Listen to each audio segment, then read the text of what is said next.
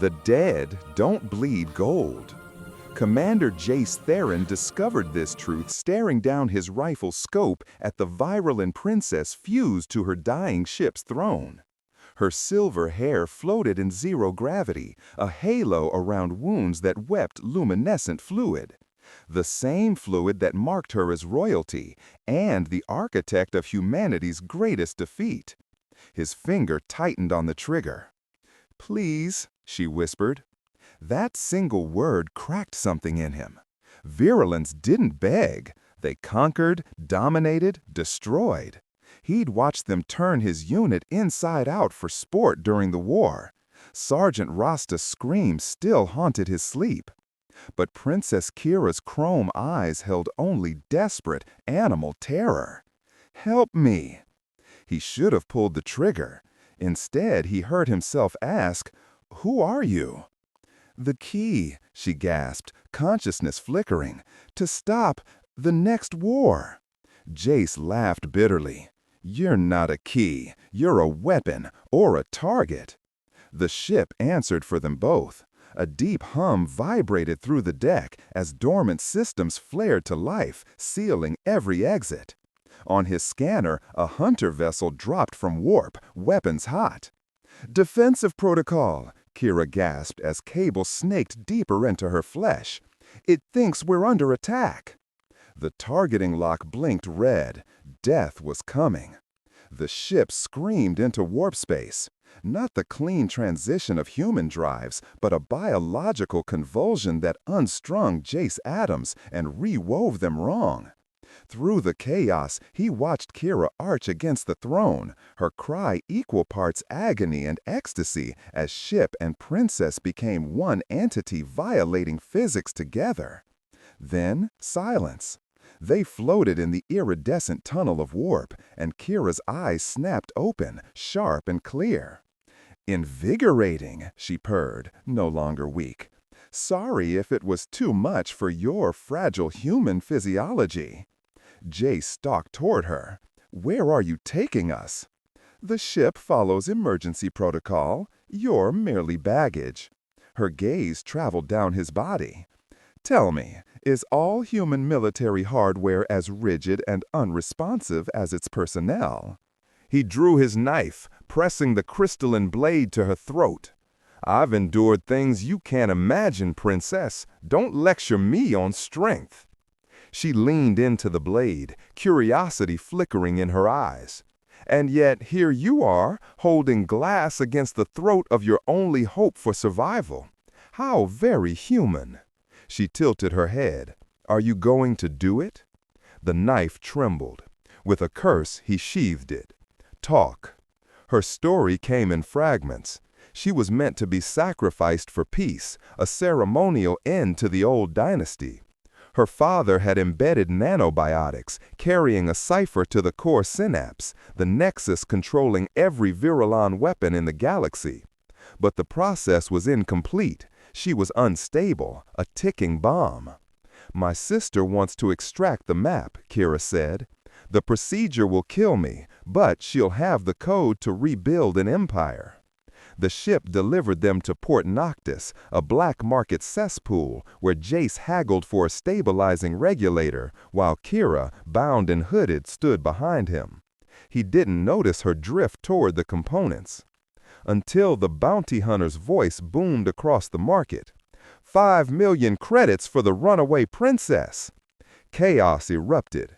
They ran through a hail of blaster fire, but a stray bolt caught Kira's shoulder.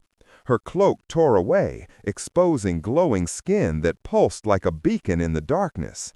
"The celestial bloom," someone gasped. "It's really her." Jace grabbed her hand and ran. They barely made it to the ship before Port Noctis exploded into a feeding frenzy behind them. In the aftermath, Jace tended her wound with rough efficiency. His fingers brushed her luminescent skin, tracing the intricate patterns, beautiful as a star chart written on flesh. "Thank you, Jace." It was the first time she'd used his name. He didn't reply, but stood frozen in the doorway, more conflicted than he'd been in years. The ship brought them to the Veil Nebula, where War Ark corpses drifted like mountains in cosmic dust.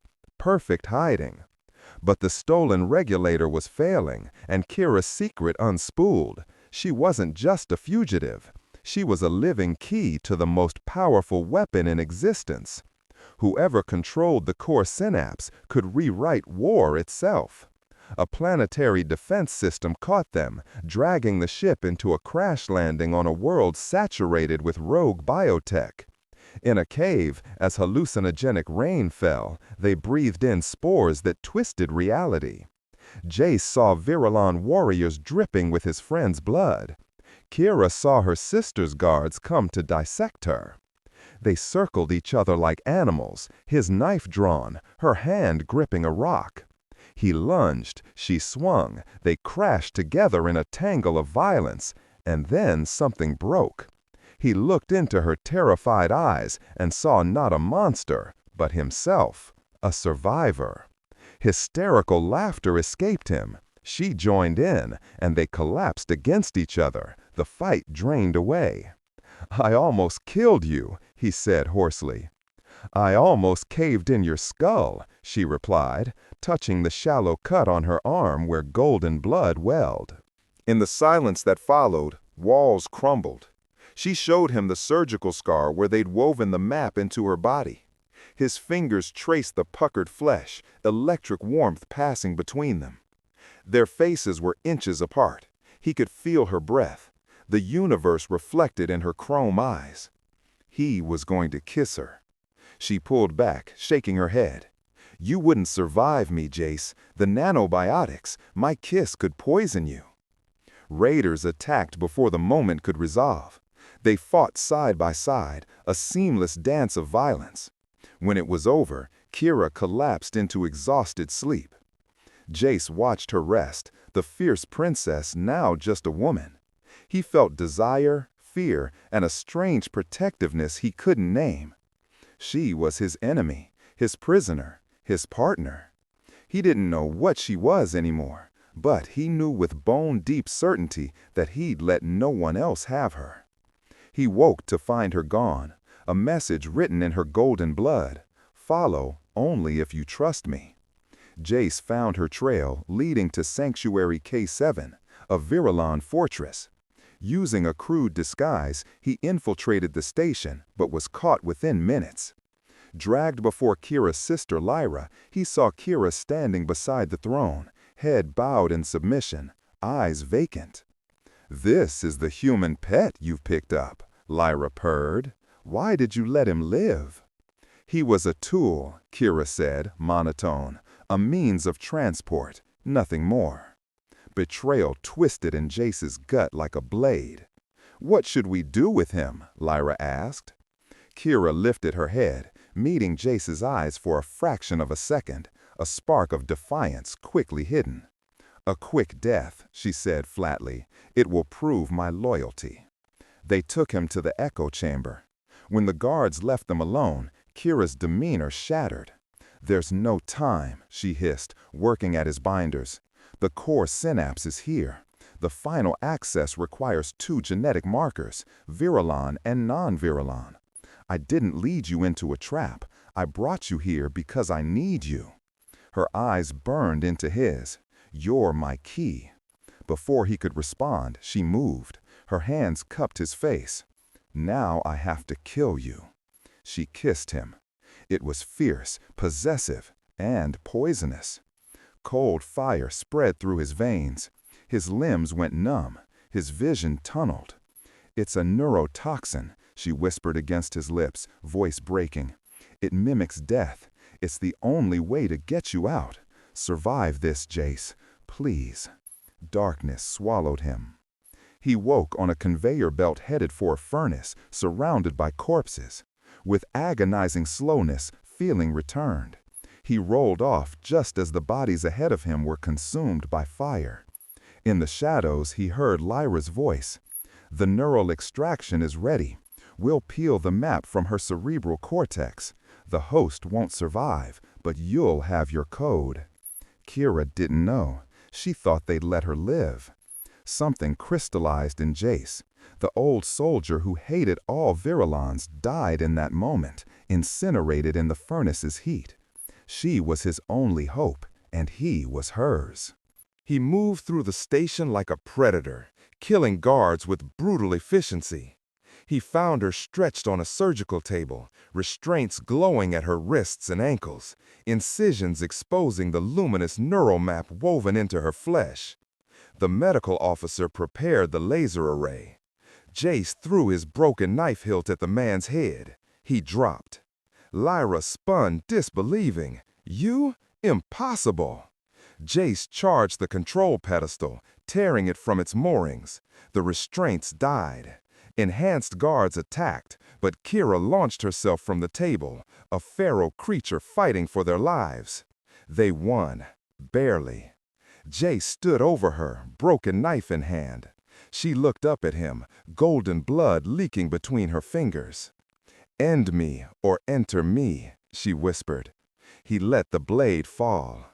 Kneeling, he kissed her, not with poison, but with detonation.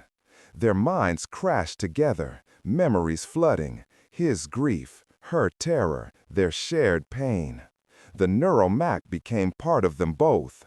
Together, they reached out to the core synapse. The command pulsed outward, sleep.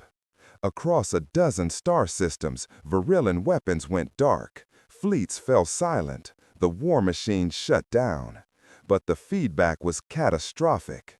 Kira screamed, convulsing. Her skin's glow died. As the station self-destructed, Jace carried her unconscious body through chaos, across a collapsing sky bridge, barely reaching their shuttle as everything fell into the void. They testified at the Crucible on Praxis, laying their memories bare for the galaxy to judge. The amphitheater saw everything: her torture, his prison, their unlikely alliance, the desperate kiss that rewrote the war. A binding truce was declared, the beginning of peace.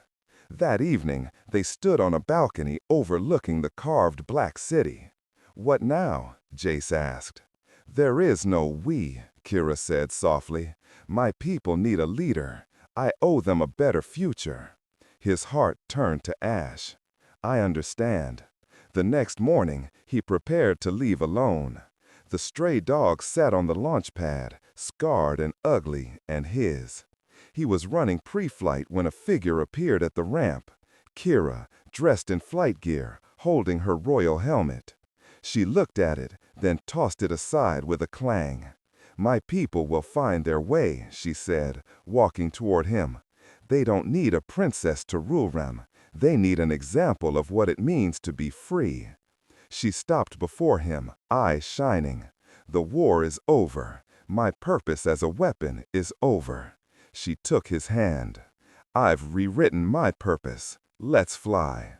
Together, they turned to the controls. The stray dog lifted off, rising above the black mountains, climbing into the stars. They were no longer commander and princess, weapon and victim, enemies. Just two survivors, finally writing a map of their own.